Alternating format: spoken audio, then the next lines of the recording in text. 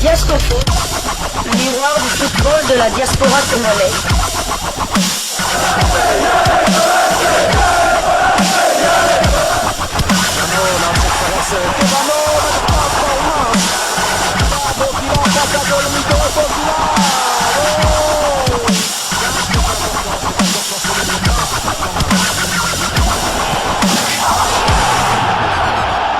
Diasco Foot, le miroir du football de la diaspora congolaise. Vous êtes sur Diasco Foot, le miroir du football de la diaspora congolaise. Diasco Foot vous dit bonjour, tout le plaisir est pour nous de vous retrouver, mais surtout de savoir que vous êtes nombreux en train de suivre votre chaîne YouTube dédiée uniquement aux footballeurs de la diaspora congolaise. C'est l'heure de partager avec vous quelques news que nous avons pu récolter pour vous, des news concernant certains de nos internationaux ou des binationaux qui se sont illustrés dans leurs clubs respectifs. Et cela dans le cadre de cette troisième livraison sportive de ce lundi 2 septembre 2024. Une livraison que nous débutons la Belgique, où l'on jouait la 6e journée de Jupiler Pro League. L'Union Saint-Gilloise et le Sporting Club d'Anderlecht ont partagé dimanche soir, score final 0 but partout, dans un derby bruxellois qui ne restera pas dans les annales. Sur papier, les duels entre l'Union et Anderlecht sourient largement aux unionistes. Lors des 10 derniers affrontements, l'Union s'est imposée à 7 reprises pour 2 partages et 1 défaite. Mais ce dimanche, le Sporting s'est déplacé au stade Marienne avec un meilleur bulletin que les Saint-Gillois, ce qui ne se voit pas à l'entame de la rencontre. Le match démarre sur les chapeaux de roue. La première occasion qui tombe après 5 minutes est unioniste. Sadiki sert un caviar à Ait El Hadj au point de pénalty. L'ex-Anderlechtois frappe largement au-dessus de Kozemans. Dolberg répond par un tir cadré des 25 mètres sans réellement mettre en danger Maurice. L'Union prend rapidement le match à son compte et enchaîne 3 actions dangereuses. Une domination qui se solde par une faute de Zanka sur Rodriguez dans le grand rectangle. Après une longue séance de visionnage, le VAR confirme la faute. Rodriguez tente une paneka et c'est un flop total. Kozemans cueille le ballon très facilement. On joue là à la 21e minute de jeu. Les échanges s'équilibrent dans le dernier quart d'heure du premier acte. La plus grosse occasion de l'Union tombe à 20 minutes du terme. Le centre tendu de Castro Montes arrive chez Terbo. L'unioniste dégaine une prune qui s'écrase sur la barre transversale de Kozemans. Les deux équipes tentent encore quelques escarmouches, mais le score ne changera plus. L'Union et le Sporting Club d'Anderlecht se quittent sur un partage. Un peu flatteur pour les Mauves et qui ne fait pas les affaires de l'Union qui reste bloquée à la 8e place. Anderlecht est en tête avec Dender avec 11 points, mais les Bruxellois comptent un match de moins. Une fois de plus, Noah Sadiki a été bon hier soir. Il a obtenu d'ailleurs la meilleure note du match avec un 7 sur 10. Il s'érige de plus en plus comme le patron de son équipe alors qu'il n'a que 19 ans. Titulaire, il a disputé l'entièreté de la rencontre pour la 4e fois consécutive. Son temps de jeu est de 684 minutes sur les 774 possibles. Il a joué 8 matchs cette saison. La saison dernière, il était parmi les joueurs congolais ayant disputé le plus de matchs. Et cette saison, il est bien parti pour en faire autant. On comprend mieux pourquoi l'Union Saint-Gilloise avait rejeté l'offre de 6 millions de l'Olympique lyonnais. Car s'il continue de la sorte, sa valeur marchande ne cessera de grimper. L'Union Saint-Gilloise est donc 8e au classement avec 9 points. Contre 2 victoires, 3 nuls et 1 défaite. Ils ont marqué 7 buts et on a encaissé 5. L'Union Saint-Gilloise se déplacera à l'Antwerp le dimanche 15 septembre dans le cadre de la 7e journée de la Jupiler Pro League. Noah Sadiki, très en forme, il confirme, comme l'année dernière, lui qui était arrivé l'année dernière en provenance justement de Anderlecht. On a vu sur les réseaux sociaux la réaction de son père Francis Sadiki avant ce derby bruxellois où finalement il n'y aura ni vainqueur ni vaincu. C'était peut-être mieux qu'il se départage ainsi avec tous les problèmes qu'il y a eu entre les deux équipes. Alors nous quittons la Belgique, nous quittons un ancien international U20 congolais pour un autre, mais cette fois nous allons du côté de la France. En France où l'on jouait la 3e journée de Ligue 1, championnat français de première division, le LOSC Lille qui recevait le tenant du titre, le Paris Saint-Germain, a malheureusement sombré pour la première fois cette saison en Ligue 1 sur le score d'un but contre 3. Et le média France TV Info.fr, à travers un article, va nous redonner le film de ce match. Un match que j'ai eu le plaisir de suivre, bien évidemment. Mais quand le Real a commencé, comprenez qu'en tant que madrilène, j'ai basculé pour aller suivre le match du Real avec un doublé de Kylian Mbappé. Ligue 1, le PSG réussit son premier test de la saison face à Lille et prend la tête du championnat après un début de saison parfait. Les Parisiens ont confirmé en s'imposant 3-1 face au LOSC dimanche avec des buts signés Vitinha, Bradley Barcola ainsi que Randal Kolo Muani. Un test parfaitement réussi. Si Luis Enrique avait prévenu en avant un match qu'il s'agissait d'une rencontre de niveau Ligue des Champions, ces hommes ne l'ont pas déçu lors du déplacement à Lille dimanche 1er septembre. Le Paris Saint-Germain s'est imposé largement 3-1 face aux nordistes et s'installe seul en tête de la Ligue 1 après 3 succès en autant de matchs. Le LOSC, lui, est 6e avec 6 points. Ousmane Dembélé a débloqué la rencontre après avoir décoché 2 frappes stoppées par Lucas Chevalier en obtenant un penalty transformé par Vitinha. Nous sommes à la 33e. Puis, ce fut au tour de Bradley Barcola d'y aller de son festival en doublant la mise après une percée côté gauche et un relais avec Marco Asensio, 36e, avant un coup de tête imparable de Randal Kolo Muani sur un service parfait de Désiré Doué dans les arrêts de jeu. 90e plus 2. Sur le banc à l'entame de ce match, Ngalaël Mukaou, la pépite congolaise, convoquée du reste par Sébastien Desabre, a fait sa montée sur l'aire de jeu en deuxième période, 46e minute. Son temps de jeu est de 199 minutes sur les 698 minutes possibles. Ngalaël Mukaou a participé à 6 des 7 matchs avec son club. Et après ce revers, Lille se positionne à la 6e place avec 6 points, 2 victoires, 0 nul et 1 défaite.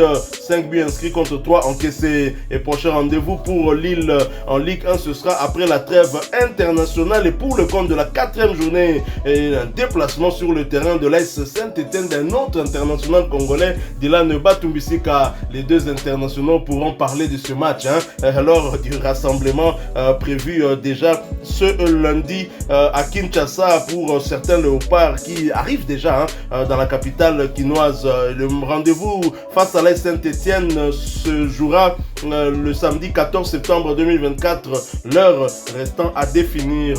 Ngalaël Mukaou, très jeune, mais qui a déjà participé à 6 des 7 matchs avec cette équipe de Lille, ce qui signifie qu'on a réellement besoin de lui et que le staff technique a réellement besoin de lui. J'ai suivi quand même son match face au Paris Saint-Germain. Son entrée a quand même permis tout de même de stabiliser le milieu de terrain lillois et Lille était même parvenu à obtenir, à arracher l'égalisation en inscrivant 2 buts coup sur coup. Et bien évidemment, Ngalaël Mukaou était de la partie. Malheureusement, le but avait été refusé et contre toute attente, on a vu Randal Kolo Muani inscrire ce but. Et donc, au niveau de Lille, quelques supporters lillois n'ont pas manqué de réagir par rapport au match de l'international congolais. Dans les réseaux sociaux, bien évidemment, nous avons Charles qui dit ceci: ce que je retiens de la soirée, la très belle entrée de Mukaou.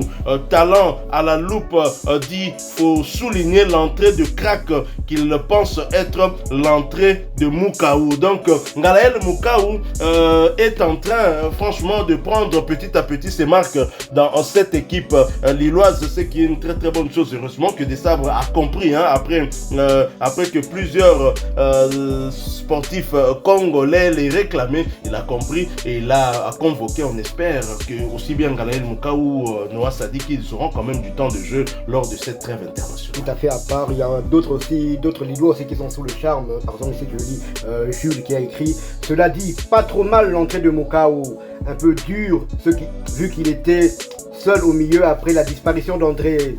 D'autres doivent renchérir. On peut parler de l'entrée de Gaël Mukaou. Des passes toujours précises et bien dosées, des récupérations de balles très utiles, un impact physique impressionnant, une attitude très bonne et une envie incroyable de mouiller le maillot. Son entrée était plus que prometteuse. Donc là, on voit, nous avons là Mukaou et comme Noah Sadiki qui n'ont pas laissé leurs supporters indifférents. C'est vraiment de très très bon augure. Moi, si j'étais Moutoussamy et Charles Pickle, j'allais commencer à m'inquiéter pour notre place, car ces deux jeunes là arrivent vraiment, ils ont des dents longues et ils risquent d'être titulaires en équipe nationale dans un avenir très proche. Donc c'était vraiment une très très bonne chose pour la RDC. Nous quittons la France pour la Serbie où l'on jouait la 5e journée de la Yelen Superliga. Le Partizan de Belgrade et Vojvodina se sont quittés dos à dos. Score final 0 but partout. Titulaire, Ado Kaloulou a disputé toute la rencontre. Son temps de jeu cette saison est de 500 minutes sur 1084 possibles. Il a disputé 8 des 11 matchs de son équipe sans pour autant se montrer efficace. 0 but, 0 assist. Le Partizan est 6e au classement avec 11 points. 3 victoires, 2 nuls et 0 défaites. 7 buts marqués et toujours aucun encaissé. Prochain match, le Partizan se déplacera chez son voisin de l'OFK dans le derby de Belgrade. Ce match se jouera le samedi 14 septembre.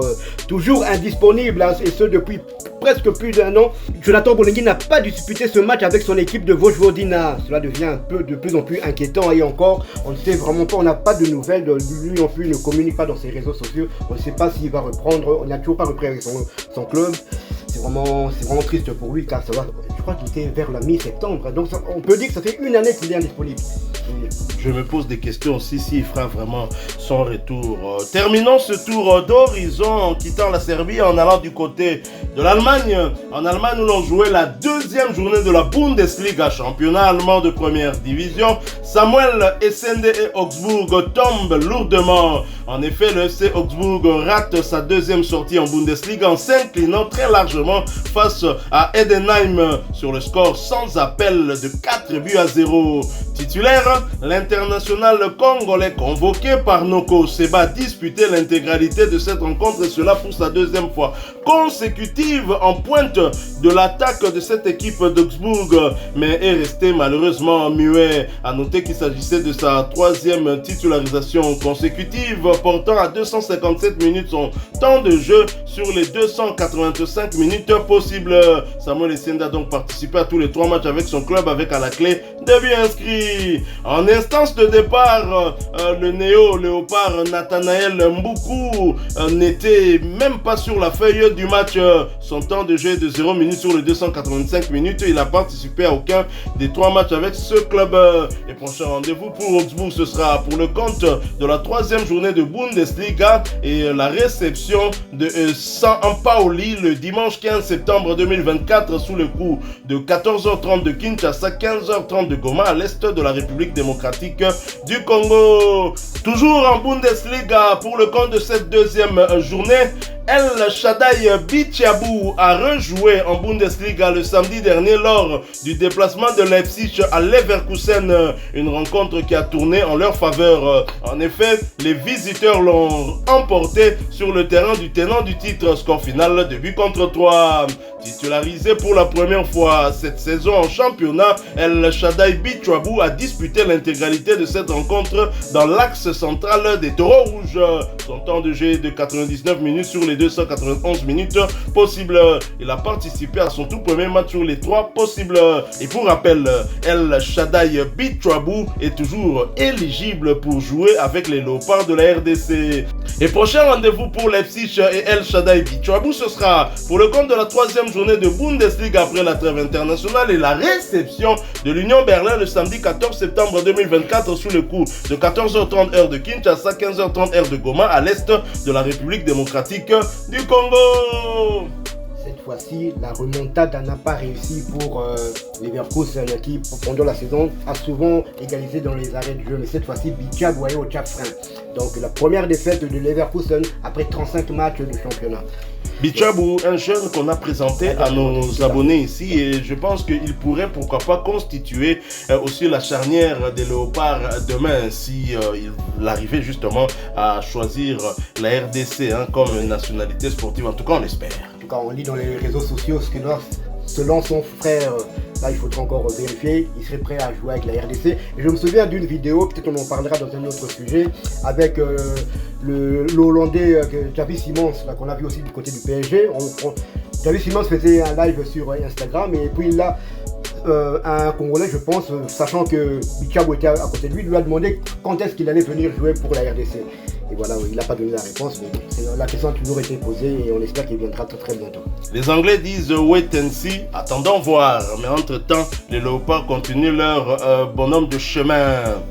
Quittons la Bundesliga, mais pas l'Allemagne. Nous allons cette fois du côté de la Bundesliga 2, deuxième division allemande où l'on jouait la 4e journée. Paderborn qui recevait SSV ULM 1846 Football a partagé les points. Score final 0 but partout. David Kintombi qui a débuté ce match sur le banc a fait sa montée sur l'aire de jeu à la 75e minute, portant son temps de jeu à 116 minutes sur les 483 minutes possibles. Il a participé à tous les 5 matchs avec son club. Et après ce partage des points, Paderborn occupe la 5e place de Bundesliga 2 avec 2 victoires, 2 nuls et 0 défaite, ce qui fait donc 8 points au total, 6 buts inscrits contre 3 encaissés. Et prochain rendez-vous pour David Kintombi et son club, ce sera pour le compte de la 5e journée et le déplacement sur le terrain de Preben Münster. Ce match est prévu pour le vendredi 13 septembre 2024 sous le coup de 17h30 de Kinshasa, 18h30 heure de Béni, à l'est de la République démocratique du Congo. Voilà qui met fin à cette 3e livraison sportive de ce lundi 2 septembre 2024. Si vous l'avez aimé, laissez-nous un maximum de j'aime. Partagez avec nous en commentaire votre point de vue. Abonnez-vous sur cette chaîne Diasco Foot parce que nous sommes le miroir du football de la diaspora congolaise. N'oubliez pas d'activer la petite cloche de notification histoire de ne plus rien manquer des prochains sujets que nous allons vous proposer. Nous sommes le lundi 2 septembre 2024 et c'est la rentrée scolaire. Occasion pour nous pour souhaiter une bonne année scolaire 2024-2025 à tous les élèves qui ont repris le chemin de l'école aujourd'hui. En bon parent, c'est tout ce que nous pouvons souhaiter à nos enfants, l'avenir de ce pays justement. Et parmi eux, il y a des Djogo aussi. Il faut te yeba mingi pe baosaya diaspora. Donc voilà pourquoi nous les encourageons à bien étudier. Encore une fois, merci à vous avec espoir de vous retrouver bientôt dans un autre sujet d'actualité. En attendant, portez-vous bien. Diasco Foot vous dit au revoir.